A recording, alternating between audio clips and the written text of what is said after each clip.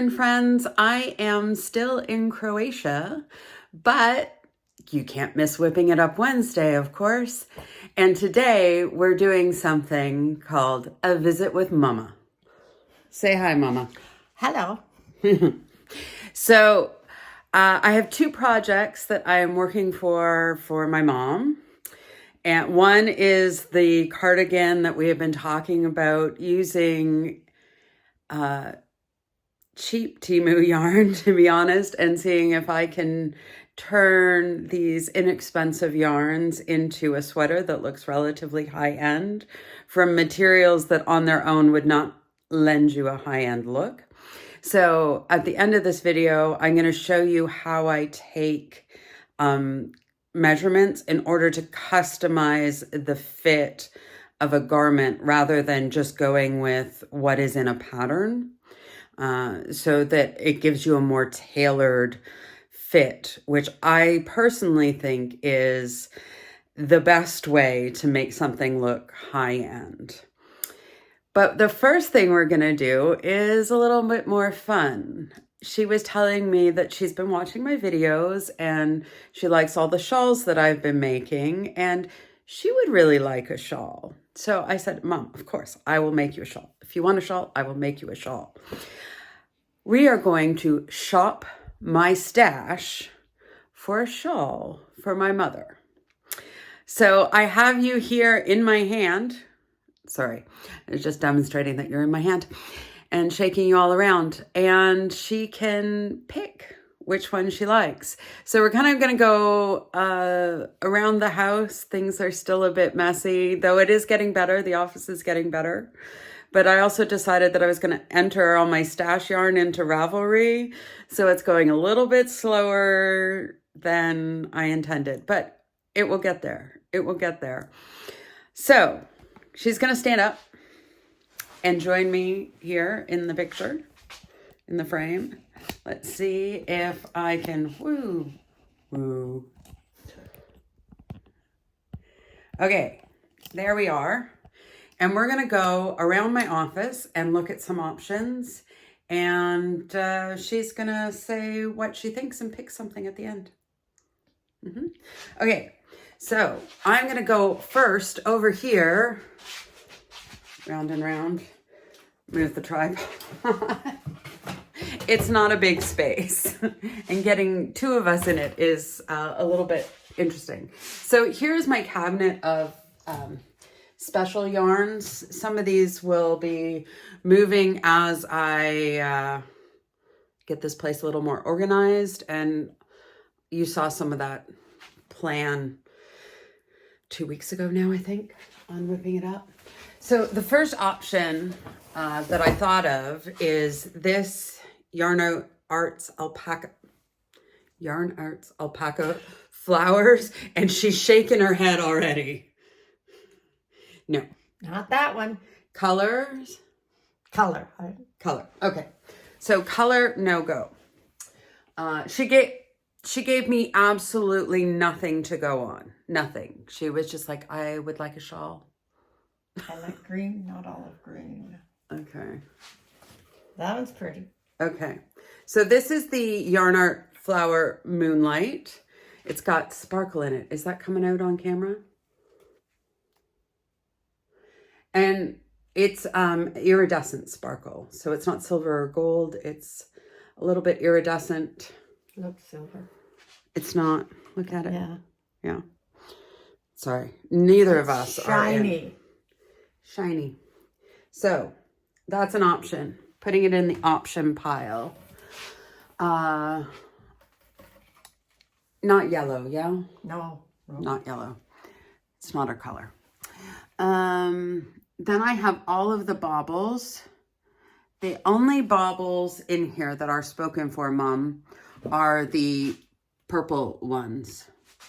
Those are, I'm making something for Kate.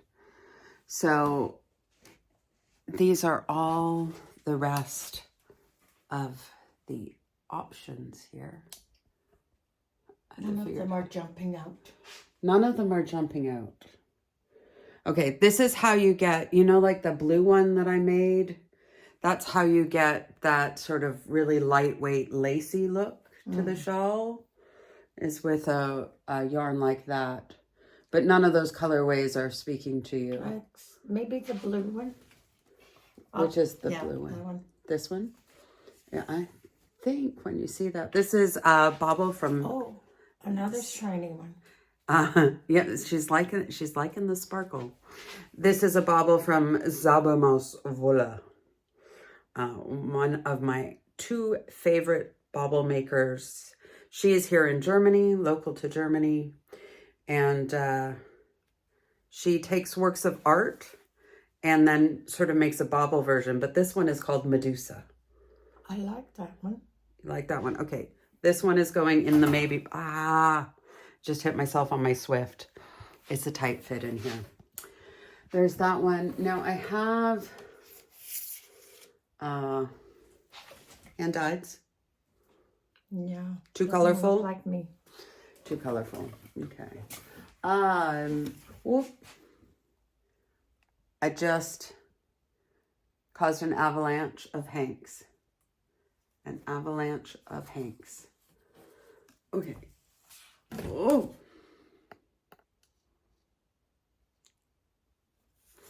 Okay. This is by Julie Aslan from Quebec. Canadian yarn. I do like the color. It looks a little bland compared to what we've been looking at. Okay. So you're leaning towards the sparkly, showy-offy kind of scarves. Well, I'm not sure I would want to wear it as much, but I like the look of it. Okay. Okay. So we put Julie back. Well, that's not out. That's not out. Well, I like that color. You know that I like that color. This is Mayflower's Amandora, hand-dyed, extra fine merino. It's got a little more dimension to the color there. I like the color. Mm-hmm. Soft. Did you feel it? Mm-hmm. Softer than those. Those are cottons. So they're going to be a little softer. In the maybe pile or in the put back pile? In the maybe pile. Okay. I think the other one was a little lighter. Amandora is going. Yes. The Julie Aslan. That's probably better for me, actually. What? The lighter one. The lighter. Okay. So Amandora is going out. Julie Aslan is coming in. Okay. I'm not sure there's anything else unless you would think about red. Not that red. Okay. Not that red. It has to be a blue red. Oh, see, and I'm an orange red. I'm an orange red. Okay. So that's the fancy stuff in there. Now, this is so not organized. We are coming over here. This is what I'm looking for. This is a Temu yarn. But this, I am really, really thinking is the same yarn as a Caron Latte cake. And I'm planning to do a review of it. But if you look at that, does that not just look like Caron Latte cake? Feels like it too. So. Nice. That would give you a nice wintry, cozy. She's always cold. We're like in the opposite stages of life. She's always cold. I'm always hot. Okay. Pretty. So that can go in the consideration. Maybe. The maybe pile. Maybe. That's not good scarf. Oh, see, here is the Caron Latte cake. No. But you can see that they look like the same yarn. But see, this might look nicer crocheted up with the variations. You know. Yeah, so this will give you an ombre effect. You'll go from light to dark. And this will give you a stripey. Oh, I see here. Yeah, but that's knit. Okay, I don't want stripey. Don't want stripy. Okay, well, that's good direction. That is good direction. There is another yarn in here. Look at this. I'm like climbing a mountain to come in here. There it is, right there, what I'm looking for. So this is Bag O' Day tonal yarns I picked up also in Canada on my recent trip. That's pretty. I like that. This was My colors. This was something I thought of when she said. And for that, I would pick one of Crystal's patterns. Because if it's Crystal's yarn, I should do one of Crystal's patterns. So then I don't even have to create a pattern for you. Let's look at the work I saved you. All right. So I think those were all of the ones that I was thinking from my office. But we're going to move out the door. We're going on a little house tour because all my yarn is not in my office. None of my yarn is supposed to be in my office. You've heard me say that a few times. So we're in our library. Literally, this is my office door. I have, coming down here, a bucket of Stenley yarn from Pleda in Bulgaria. And there are a couple of, whoops. And one of the things that I dislike about Stenley yarn is they tend to lose their clothes. You want me to put it on? Here. Earn your keep, Mom. Don't mind the mess in here. I'm packing for the Croatia trip. So, and while you're putting it on, take a look at that muffin cake and see. I think you put it on the opposite way. Yeah, it's the best I could do. Okay. It looks a little birthday cakey. Little birthday cakey. Okay. Oh, Pretty, you're but getting dizzy. Okay, the one that, unless you're interested in, yeah, no, I don't want to shine in the dark. oh, but you want all the sparkle and the iridescent. Okay. We're seeing where she wants her pops. Okay. Coming down, coming down. This was one that I was Doesn't look thinking. like me. Doesn't look like Looks you? like Auntie Betty. Auntie Betty. Oh, this is one of my favorites. Well, Oh, it's willing to Betty sacrifice it. Was an autumn. Oh. Am I an autumn? I don't think so. These are my colors. Then you're changing. Greens and reds. Not those greens and reds, though. Have to be real. Same colors, my eyeballs. Mm.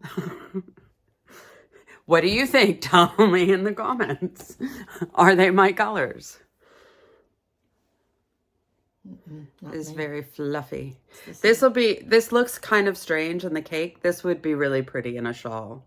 It would give you lots of texture and warmth. And But yellow doesn't go with anything else I have. well, it's not yellow. It's green. Well, and if you wanted, she doesn't seem to, but if you wanted sort of some neutrals, some mixed neutrals, I've got the Stenley Muffin Fresh. This is 100% acrylic. She's shaking her head no. She doesn't want to be a neutral lady. It looks like an old lady. It looks like an old lady. I bought it to make something for me. Okay. All right. I'm going to pause you because we're going upstairs to the attic where my real yarn stash is. I'm taking them into the inner sanctum. Do they know how old your house is? 800 years old. Scary attics. The day that I take them down to the second basement, the medieval basement, Even scarier. that'll be the day. We have white spiders down there. It's an interesting house. That's the door behind my chair is an original wrought iron door that does go eventually. Well, it's kind of outside, kind of inside. It's quite the house, but yeah, 800 years old. Anyway, we're going up to the attic. It's not going to look 800 years old or pretty or medieval up there, but it does have yarn. Will be. Spiders. Spiders. No spiders. We don't have spiders. So we're upstairs. We have this crazy kind of half-finished room up in the attic that we have no idea what they put it up for. And we've tried all kinds of things to use it for, which is why it kind of looks like a toy room. It kind of looks like a workout room. But right now it's the yarn stash room. And you can see my stash is not too bad. That's it. That's all of it, other than what's in my office. So it's not too bad, but there's some stuff up here that I thought might be good. So what I've done, how I've organized it at the moment, and I've told you I'm going to redo this, is it's sorted by brand. So this here is actually all Hobby Lobby yarn from my trip 8 years ago to Canada. Not quite. Frederick was born, yeah. So 7, 8 years ago. Anyway, this is all Hobby Lobby stuff, and mostly it was stuff that I bought to make that crazy tapestry, crochet blanket for my husband of our wedding photo. All kinds of different yarns, everything. Anyway, we've talked about that project before. This is Aldi yarn. What is this? Oh, Bernat. I have some Bernat stuff. This is all that bobble blanket, the random bobble blanket one that I have. This is all the yarn that I still have for that project. So, But over here is Temu yarn. And this is that pretty partially cashmere, partially silk yarn that I made the very, very bright pink shawl out of, that is so soft. And so when she said she wanted a shawl, she's here. This is the first thing that came to my mind, because for some reason in my mind, I associate this color with my mother. It's my color. It's her color, she says. It would be pretty. It's soft, isn't it? I love how soft it is. We won't talk about the name of this yarn. The color name. Does it say it on there? Have one.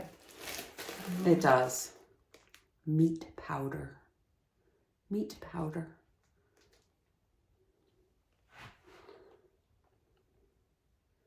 I don't know if it's on there. Meat powder. Meat powder, yeah. So it has to be ham. It's no other kind of meat. Ground up ham. Freeze-dried ham. Doesn't that just sound like something you want a shawl made out of? If you get hungry, you can eat your shawl. Oh, jeez. Oh. This is where I get it from. You know, you see? So that was one option. Woo. I do have the blue cashmeres, but I have enough of it that I was thinking of making a sweater out of it. So, though I can always get more. That's blue? Yeah, those are dark blues. Ooh. Oh, I have another cashmere. Didn't realize. This is a different kind. Have to review that. That's my color. It's my color too. Well, maybe too yellow for me. My color. The light up here is not great. It is over here by the window. Let's see. The side that's in the window shows up well. Okay. But I'm not sure that that's your color. You can tell it's my color. Half the things in here are that color. What is this?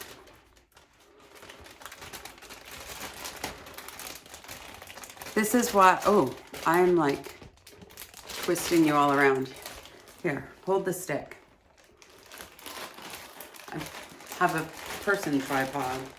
What is this? Oh, a milk cotton. Another thing for me to review for you guys. I don't know what I'll make of that. But that's not That's not shawl. That's gonna come downstairs with us. This is Aldi yarn. Oh, that was my navel. I let my mother drive. It was, okay. You gotta drive again, but no navel shots. Okay.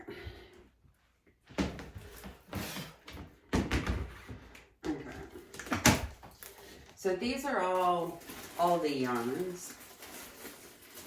I have a review of this yarn coming out. They're Aldi fur yarn, but they sold it as like a sock set. It's great. It's my favorite. But Aldi in Germany is different. Like I know in the UK and Australia, you get like a yarn event 1 or 2 times a year. We just sometimes have it randomly in that middle section. And they're usually like some kind of kit and you're supposed to do what's on the kit, and I never do. I just buy it for the yarn. But I have enough of this green. That's not your color. Yep. Not your color. And then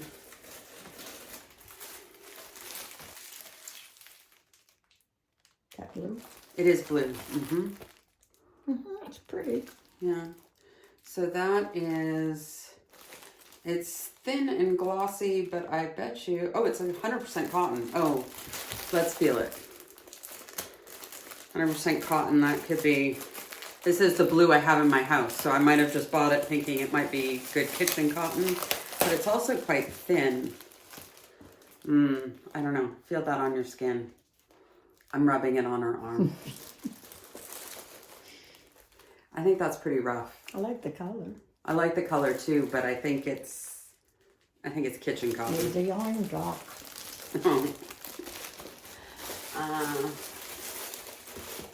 I don't think I'm gonna put my mother in that. And that I have used some of. What have I used it for?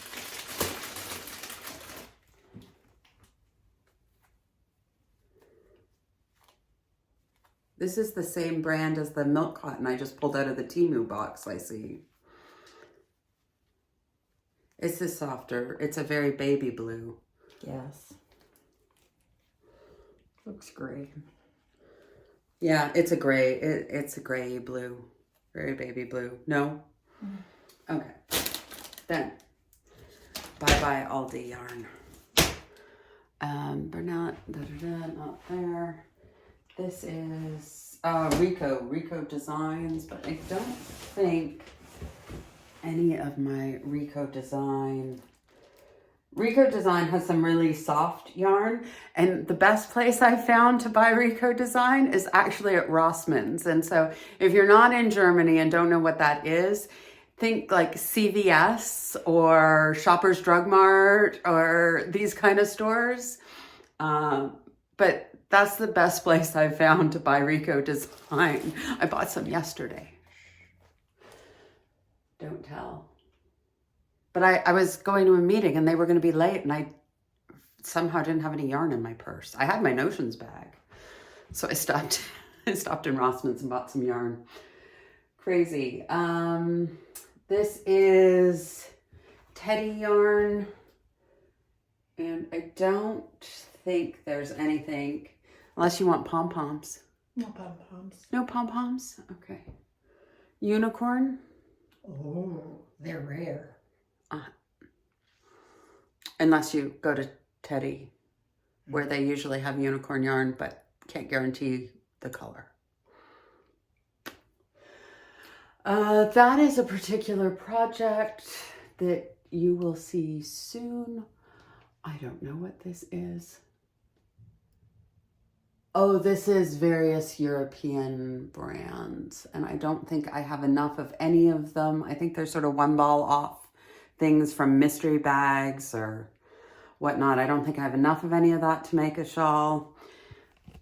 I need you to hold because I need to pull down the NACO box.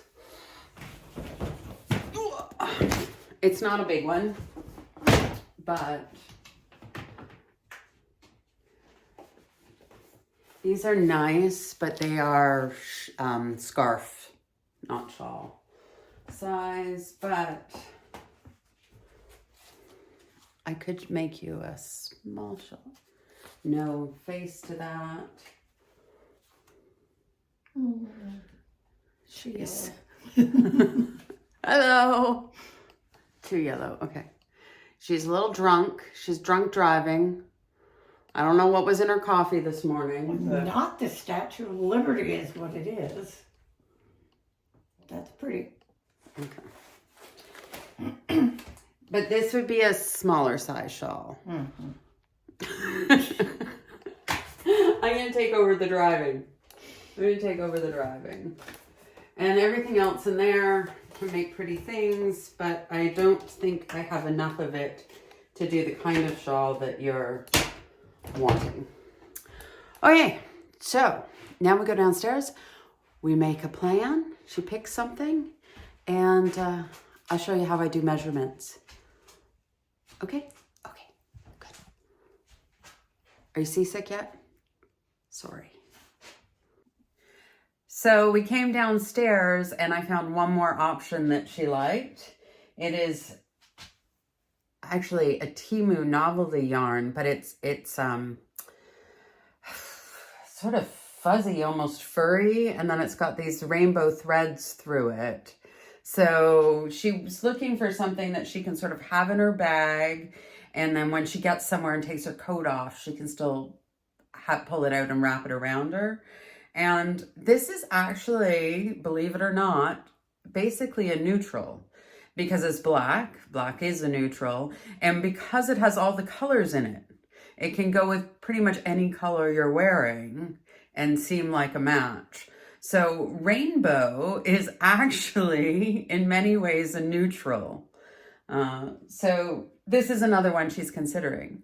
Now, she's deliberating because that's what she wants it for.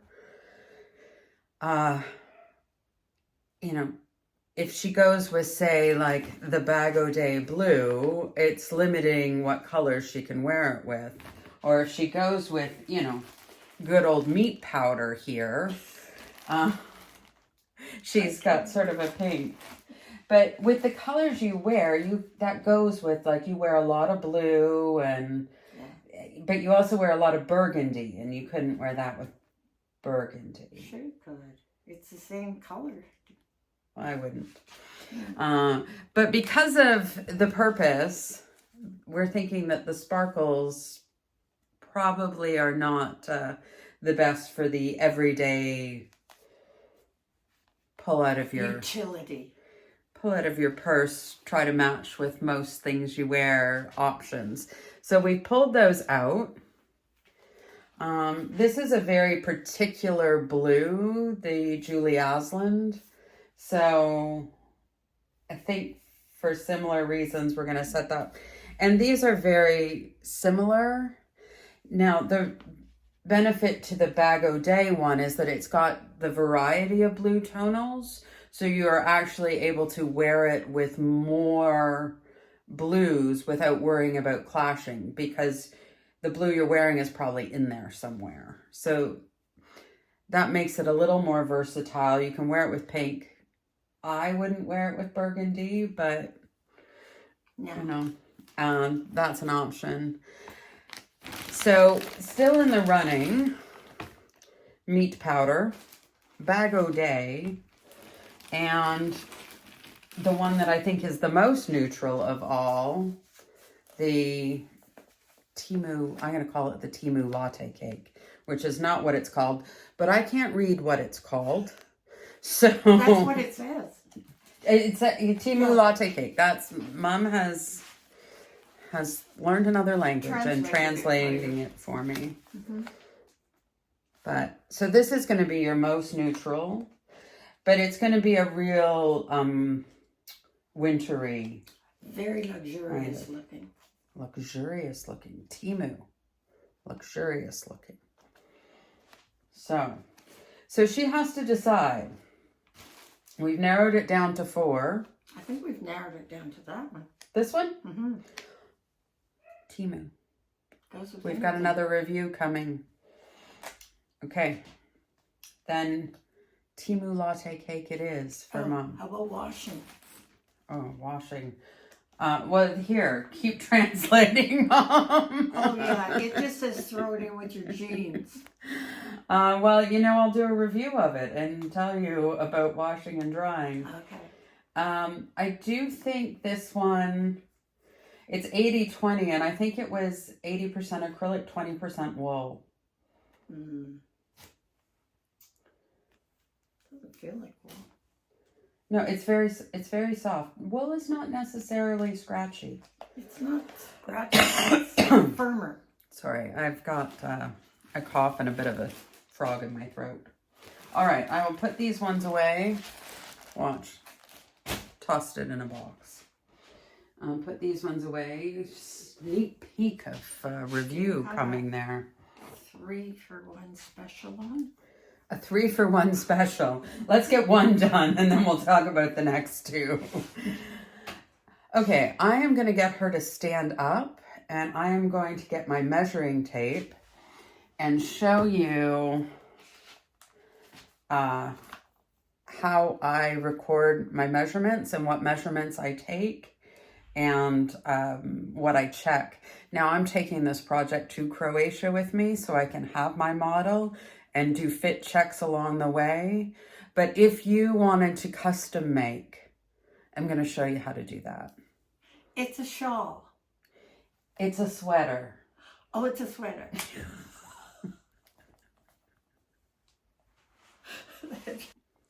Well, since she got confused, I thought maybe you were confused too. So a while ago, I was reviewing this baby alpaca yarn that I got from Temu. And then while I was in the middle of doing that review, or the day after that review came out, very close. They were very close. I had a Temu haul where I bought this yak wool. These are the exact same yarn. They're identical. In fact, I even bought the same colorway, which is what helped me identify this is the same yarn. Totally. Which makes me think there's no alpaca or yak in either of them, but just plain old wool and acrylic. And there's definitely acrylic in it. I did the burn test. So they're claiming to be high-end fibers, but that didn't hold up here. But this is one of this lady's favorite colors.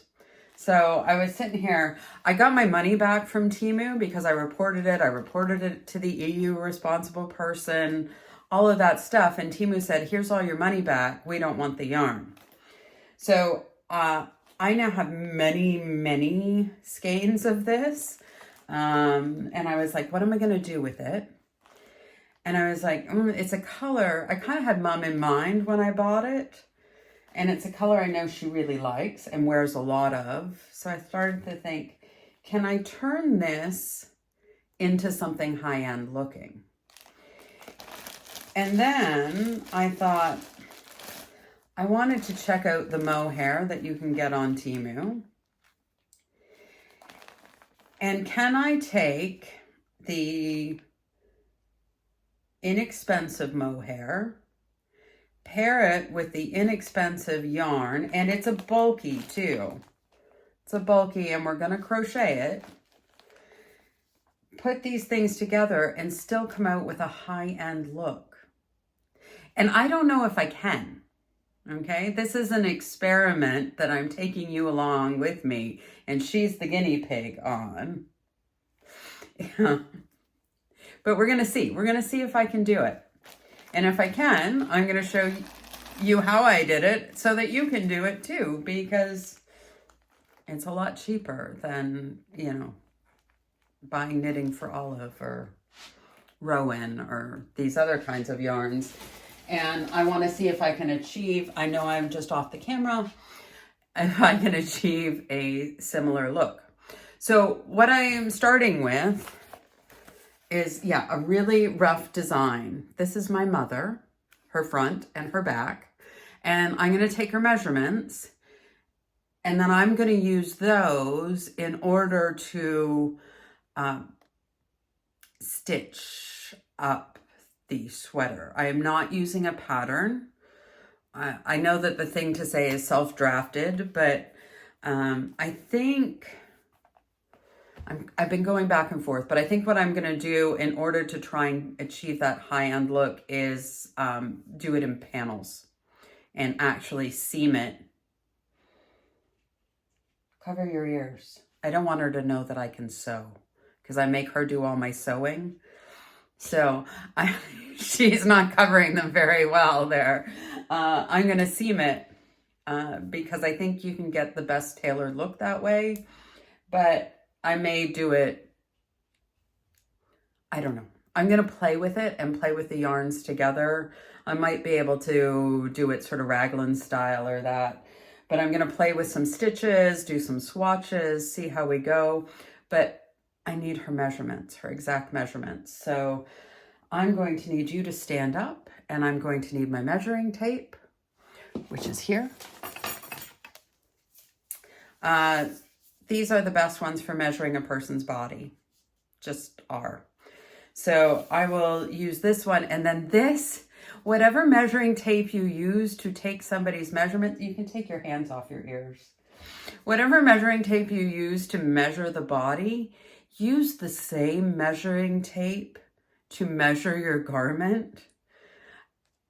It sounds obvious, but it's not. And sometimes you think a centimeter is a centimeter. But particularly with a tape like this, where it can stretch over time, if you use the same tape, it's not going to matter if the centimeters are the same or not. We talked about it a little bit before. She likes her things a little bit more fitted than I do. I tend to like a lot of positive ease and sort of an oversized. Despite what she's wearing today, she prefers a more fitted look. So I'm only looking to do 5 or 6 centimeters of positive ease. Okay, stand up, please. So the first measurement I start at the top and I work my way down, is I take this measurement from about where I would want a neckline at the tightest spot. Like that was going to be very tight on her neck. This part of her shirt here is pretty good. I take that to the slope of the shoulder. So that's 11 centimeters. So I'm going to write on here, just on this part, 11. Now I want you to put your arms out like you're a bird and you're going to fly away. I wish I could. You can't. You're trapped. Okay, then I want to do the full wingspan. You like your sleeves to go down onto your hands? Mm-hmm. Yeah, okay. So, little trick, because she's not straight across. If I go straight across, then I was at 130. But by going around the back of her neck, I'm at 134. Because this just pulls straight across here, and your sweater's not going to go straight across here. So here I'm going to write 134 on the back top. So that gives the natural slope of the body. So I know exactly how far down. Sorry, Bag O' Day. I knocked it over. I know how far those things need to go. Now, arm up again, please. Just one arm. That one's. So here, I'm going to start at the top of the slope. So basically where I stopped before, down to where I want the sleeves to go. And that's 45 centimeters. So I write that on here. So I always write it on the other side so that I know that one is just my shoulder and the other is my sleeve length. it's pretty obvious from the numbers. So you can do that any way you want. The other thing I need to know, don't choke your person, but you need to know how wide the neck is, 36 centimeters. This is particularly important information if you are doing a top-down raglan or a circle. So I put that in there where I've done the little neck thing. Now, I need your arm up again. One thing I do is I take from the top of the shoulder down, not choking the underarm, but to where I think a good underarm hole would be. And that's 23 centimeters. And that I write here on the sleeve so that I know. And now you've got to go both arms up. It's actually calisthenics class.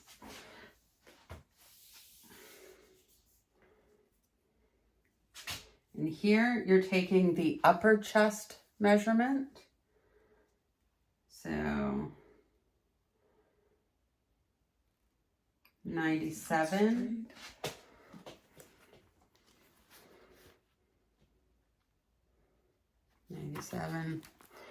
Then you've got to do bust measurement.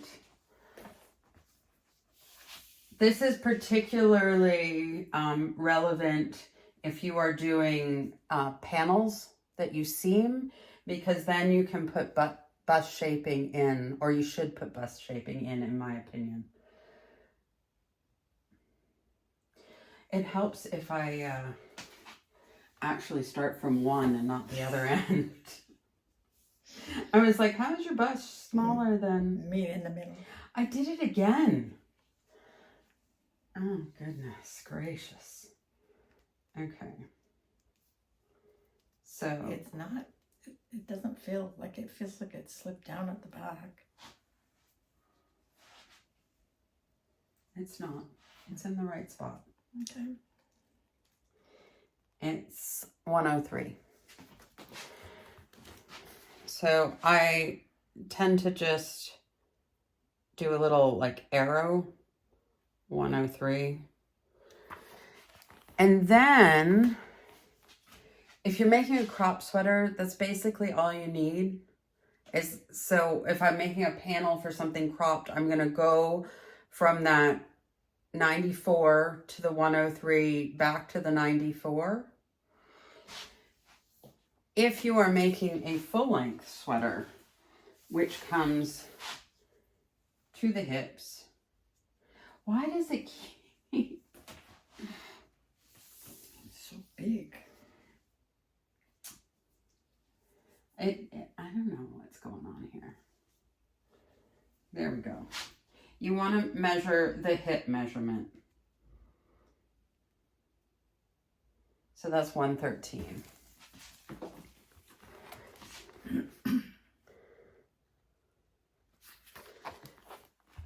So that's going to depend. You can do shaping. Oh, sorry. I'm forgetting a measurement. I like to forget I have one, so I'm forgetting to measure the waist to 96. So in here, we go 96. So down the torso, I've got, oh, you were 97. Okay, so you got a smaller waist. She's a little bit of an hourglass here. 97 to 103 to 96 to 113. That allows you to do a little bit of shaping. Because it's a cardigan, you almost always... No, it's not true. I'm lying. Because sometimes you wear a closed cardigan and then you even can have negative ease. But when you're doing something with positive ease, you're going to have more positive ease in some places than others. But I can, when I'm doing the panel shaping, I can tailor it a little bit so that her shape is reflected in the sweater. I'm not finished with you. There are 2 other important measurements to take. 3 other important measurements to take. I need your arm up one more time. You want to measure from the underarm to how long you want it. You want it to about there, so it hits you at hip level. Maybe another inch or 2. Another inch or 2 to there. That feels good. Okay, so that's 40 centimeters. So that I put there so that I know it's the distance from the bottom of the armpit down to the length that she wants. Oh, hi. Sorry. And what I want to do also is from the top of the shoulder down to the same spot for both the front and the back. And I should have put a little stitch marker on her or something.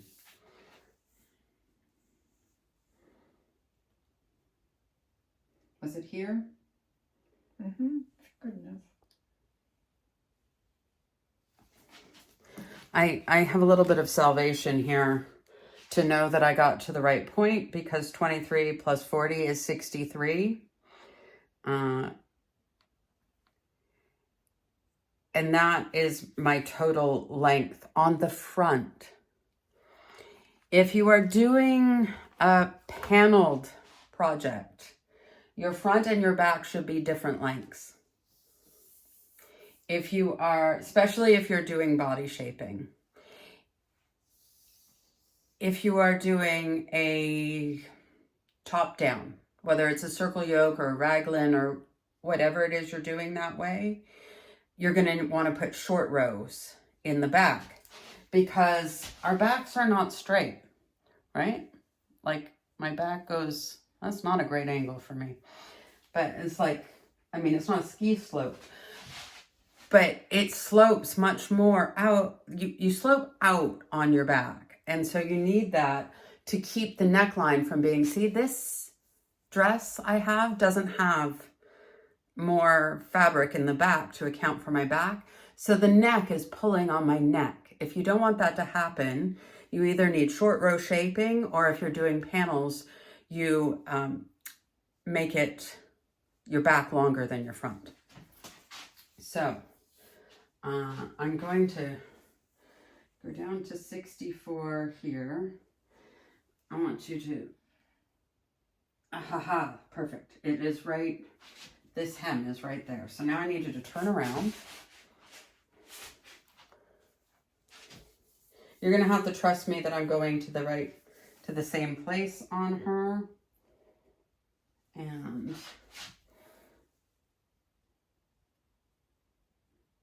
yeah, so on her back, it's not 63, but 67.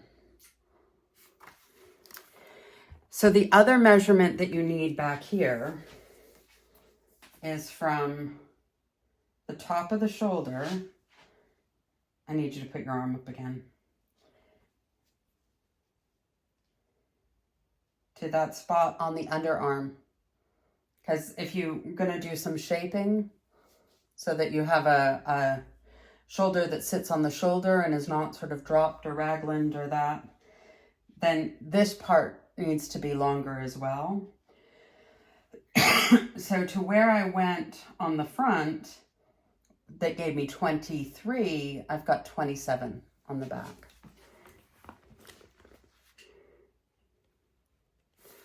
So I do that there.